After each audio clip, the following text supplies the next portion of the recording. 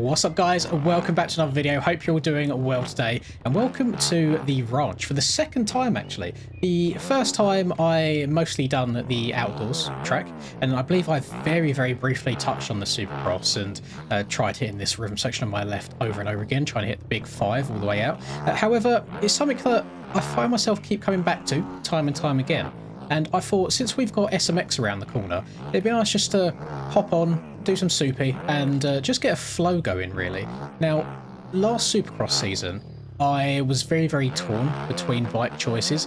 I rotated a bunch between the Suzuki and the Husky, and I won a race on both, somehow, but the Husky seemed to be my main go-to.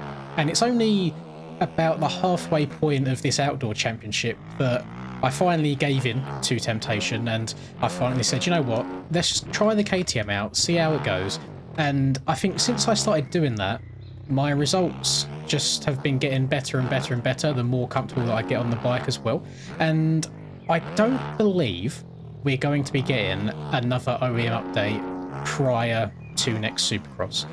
Could be wrong on that. I'd be happy to be wrong on that, because it'd be nice to get some bike updates or balancing changes so that we can maybe get a little bit of a new meta. That would be nice. Although saying that, we do have probably more bikes right now that are competitive than ever before. It's not just one and done and that's it. There are other bikes that are definitely viable options.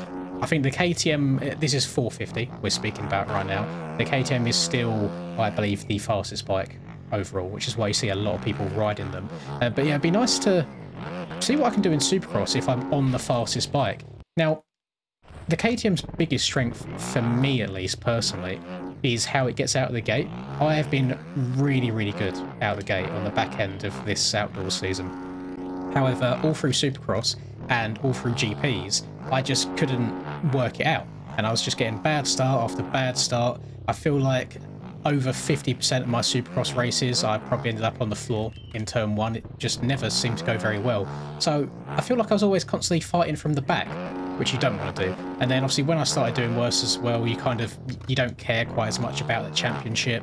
So I ended up missing, I think it was 3 rounds in total over the course of the 17, which you know, is less than some people, but it's definitely, I think I was the highest finishing person that had missed 3 rounds. I came 3rd in the championship, and then I think both Jake and Tyler in front of me done all of the rounds. I think even if I'd done all the rounds, I don't think I would have beaten Tyler anyway, but I do think I would have beaten Jake for a P2. Notice I haven't had any Supercross rewards yet. I feel like a few people have. I've seen pictures of like Tyler and 250 guys, and I think Brado as well, with some FXR goggles they got sent, which is very cool.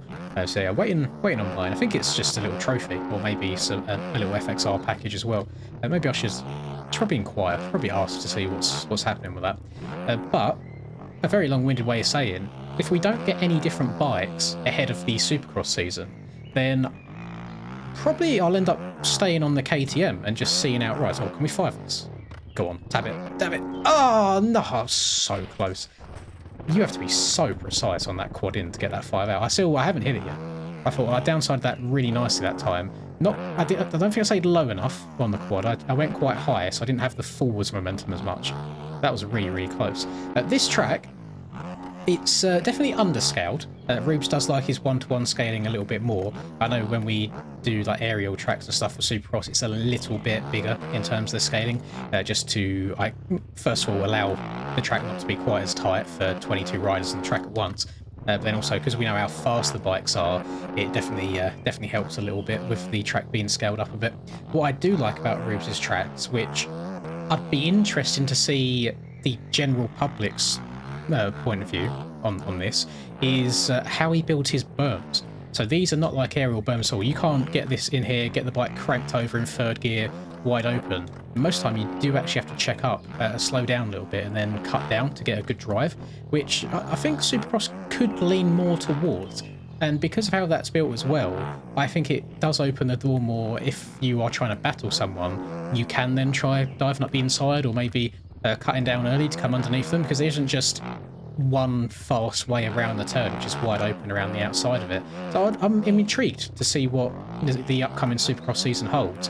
I'll definitely be doing it again. You know, I've said every now and then that all of the time I feel like I can battle 4 wins, I'm more than happy to keep racing. It's when we get to the point that I'm rocking around in, you know, like 5th to 10th every single race with no chance of being up there at all.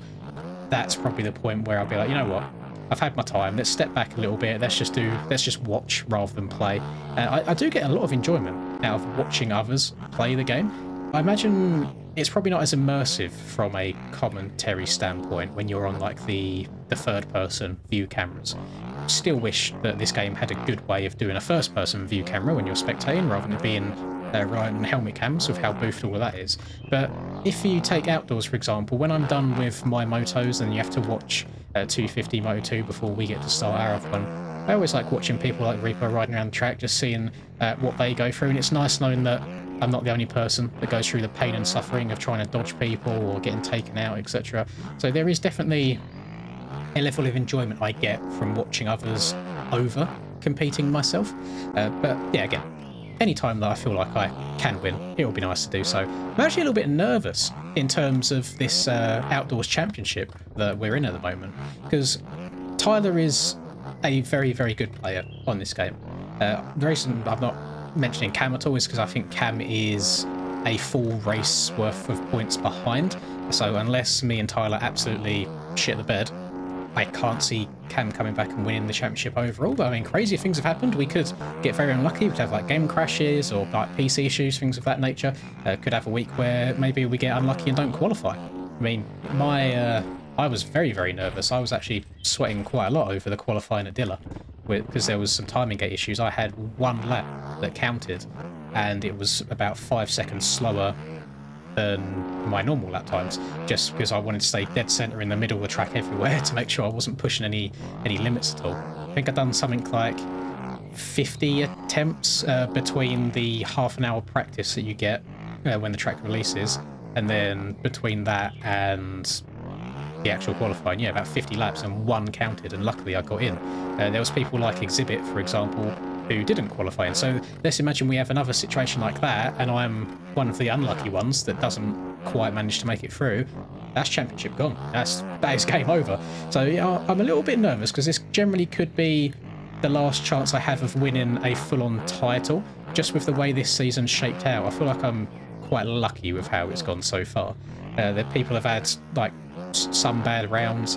Cam, for example, if Cam was on the form he is right now, well, the form he's been in the last couple of rounds from the beginning of the season, I think he'd probably be in the championship lead, but he struggled quite a lot at the start of the year. I went and had a look at the just full-on points per round, and I compared myself and Tyler, and every single round we would alternate. So let's say round 1, he scored more points than me. Round 2, I scored more points than him. Round 3, he scored more points than me. Round 4, I scored more than him. Back and forth, back and forth. So yeah, we're not very far apart. Only a 12-point gap with 2 rounds to go. So if I can make it through Budds Creek with decent results, should hopefully be able to go into Ironman for the last one fairly comfortable and just getting the job done, hopefully. I really like Budds Creek. I've liked every iteration, I think, of Budds Creek that's been made in any game, whether it's sim or bikes. Even TFC's version last year. As we know, I wasn't the biggest fan of last year's Nationals tracks, but Budds Creek last year was really, really enjoyable. I think it was partly because they increased the erode quite a lot for that round. I can't remember the reasoning why, but yeah, it was more slow down and pick your way around, which I feel like I'm pretty decent at, as opposed to wide open everywhere. But yeah, I'm just excited. A little bit nervous. You know, I try and forget that I'm streaming sometimes when the gate drops in races, because if you sit there and think about it and you get the whole shot and you're in the lead, and then you realise, hang on, there's 300 people watching me do this, I better not make any mistakes. I always kind of think of it as, if I'm sat in this chair right now and I look behind me, oh, there's 300 people behind me watching this. It does get nerve-wracking. It really, really does. But I hope you guys have been enjoying this season so far, and the highs and lows and the uncensored versions of what it's like to ride in these championships, because it is difficult. It does get stressful, and sometimes when you crash, even if it is your own fault, it's nice to have a little rage at the game, even when you know you've done something wrong. it's always in hindsight. Once the race is done, you're like, oh, probably shouldn't have moaned about that because I could have avoided it, blah, blah, blah. But it is what it is. I think it's been some very good racing. I haven't had a nice, easy race yet. Every single time I have at least one of the fast guys right up my booty, up for the entire race. It's never just a nice, chill, get whole shot, disappear ride. Very rarely is. But I feel like this one is probably, if I do get it, it will be my most deserved. I think the 2022 Supercross chip that I got, no disrespect to any of the other competitors there, the game was not on the same level that it is now.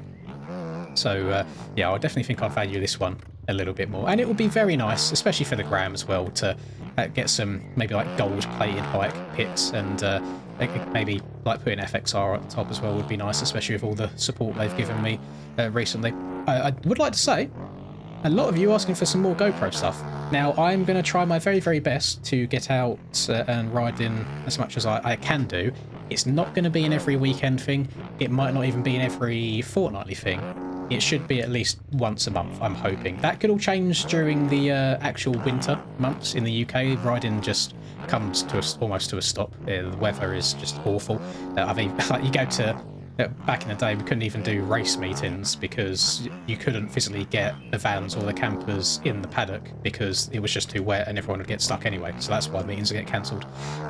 I do consider myself a bit of a fair weather rider. I'm not going to lie. I've got no desire to stand around and get cold and wet in a field. To be honest, I'd rather sit at home in the warm. But I will try my best to get on about. I can confirm that today I have ordered another camera. So I had a few people ask what camera I used in my recent GoPros, and that was actually BP's camera that I borrowed, and it is a DJI Action 4 camera, which apparently is what Jeff Walker uses. So who better to get a recommendation than Jeff? English, I cannot speak. Yeah, who better to recommend cameras than Jeff Walker? To be fair, his videos always look very, very good. Unfortunately, not quite as fast as Jeff, so they're a little bit on the slower pace side of things. But yeah, I bought my own one now. Bought a chin mount to go with it, so hopefully it should all be exactly the same. And I believe it or not, I've been going down the rabbit hole of looking at vans because I hopefully by the end of this year, I would like to own a Varg. Maybe a little bit of a controversial topic because we know how people feel about e-bikes, but it is about enjoyment for me at the end of the day, and I am not I'm not mechanically inclined, let's say. So a bike which, first of all, is easier to ride than a normal combustion bike is, and also requires a lot less maintenance than a normal combustion bike does, is kind of perfect for me. The only thing that I do need to sort out first is a van, because I'm not doing it in a trailer where I mean, there's not that many places in the UK that are safe, but where I live right now, I got nowhere to store my bike, and I wouldn't even trust storing it here if I could do, because there's the youth of today are not quite as nice people as they used to be, let's say. When you get people going twos up on bikes with balaclavas on and stuff around the area, you don't want to be storing bikes anywhere near that. So it's just trying to find solutions, things like that, because I don't want to rely on people anymore. You know, I've kind of done it my whole life, relied on parents to take me when I was younger, relying on the AJP boys a little bit at the moment to hook me up with a bike as and when I go riding. And I don't want to do that. I want to kind of do it by myself with friends rather than only being able to do it because of friends. So that is where we're going. So fingers crossed. You might see another donator-thon or two at me because, as we know, a van and a Varg are not the cheapest things in the world by any means. They really, really aren't. So I do need to get my money up. So, I mean, you guys have some donator-thons to look forward to, and I really do appreciate all of the support all the time. So this video, it didn't really have much of like a direction going into it. I just wanted to hop on to some soupy and do some practice at the same time. And I find just such a good flow around this track. I think Rube's done a really, really good job. Decided to turn the road off for this just because it makes life a little bit easier on myself. But yeah, I'd actually be excited to maybe see the aerial Supercross next year.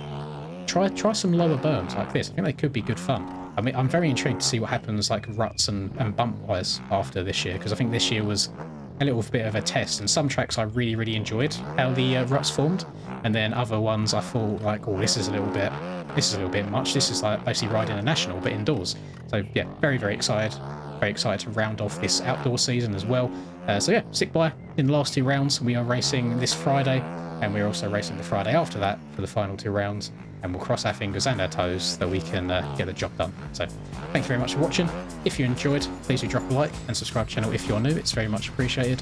Have a lovely rest of the day, whatever you're up to, and I'll catch you all in the next video. Peace. Lynn's in the zone, never backing down. Riding MX bikes, he's the talk of the town. 2022 champ with a YouTube crown. His game is tight, no signs of slowing down. Late nights, bright lights, he's chasing that fame in the digital arena. Writing his name, she's a 10 out of 10. Supporting his lane, hairline might receive, but his passion's the same.